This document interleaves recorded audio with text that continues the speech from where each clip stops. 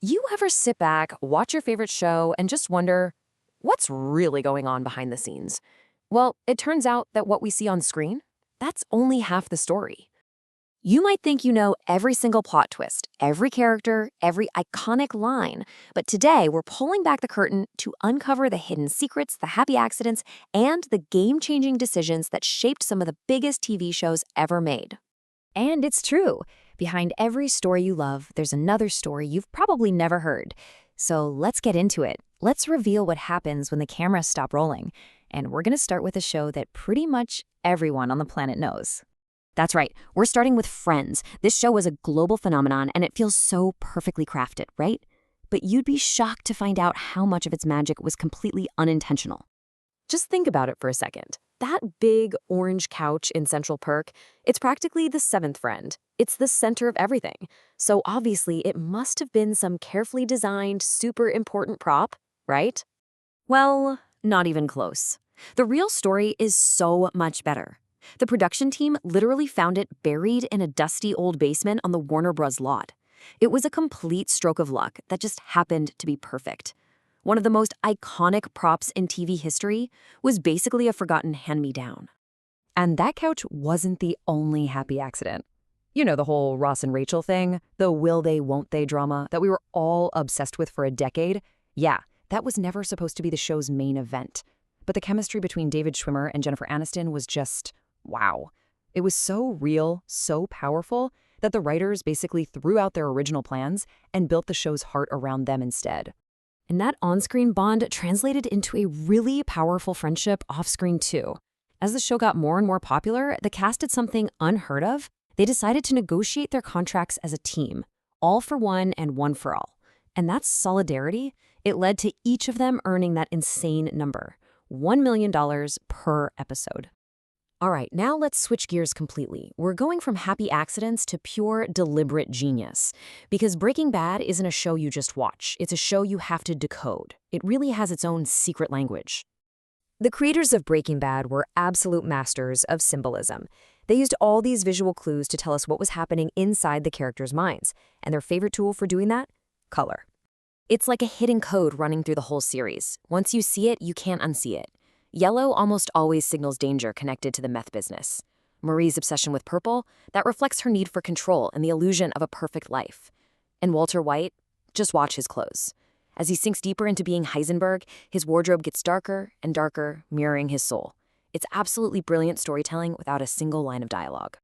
And speaking of iconic visuals, that notorious blue meth that was so central to the show, it was just blue rock candy. Seriously. The crew would apparently even snack on it during filming. Kinda takes the edge off of a very, very dark prop.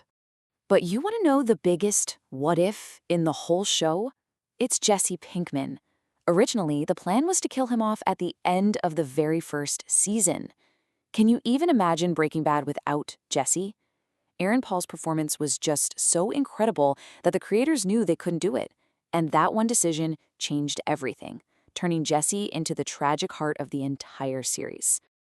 Okay, next up, we're heading to a place that felt so real because, well, a lot of it was. Welcome to Dunder Mifflin, where some of the funniest moments were never even in the script. This quote pretty much sums up the entire spirit of The Office.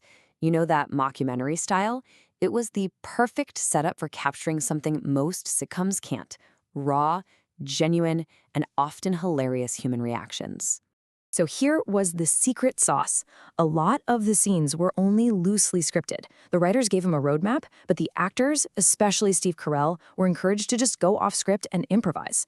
That meant the other actors' shocked faces, their surprised laughter, those cringy silences, a lot of that was totally real. They had no idea what Michael Scott was about to say. That's what made it feel so authentic.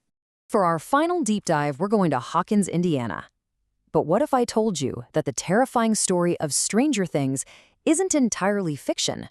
Turns out, it's rooted in a very real and very secretive chapter of American history. You heard that right. Those terrifying experiments you see at Hawkins National Laboratory, they were directly inspired by a real-life CIA mind control program from the Cold War era. It was called Project MK Ultra. And the connection is chillingly direct. The real project involved things like psychological manipulation and conducting experiments on human subjects. The show took that terrifying piece of history and just wove it into a supernatural horror story.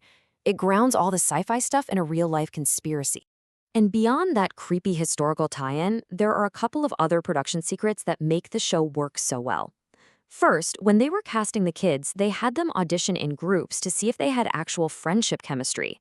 And second, that amazing nostalgic feeling, it's completely intentional. The whole show is jam-packed with references to classic 80s movies, making it a total love letter to that era. You know all these little hidden details we've been talking about? The color codes, the real-world inspirations, the random props? They all fall under one big, fun category that fans love to hunt for: Easter eggs. Creators hide these things everywhere. Sometimes they're subtle clues about where the plot is headed. Other times they're callbacks to earlier episodes, or maybe just little inside jokes and tributes for the die-hard fans. Finding them just adds this whole other layer to watching your favorite shows. It turns you into a detective. So, the next time you sit down to rewatch a favorite show, look a little closer. Listen a little more carefully. Because behind every scene, every line, and every prop, there's a whole other story waiting to be discovered. The only question is, what secrets will you uncover next?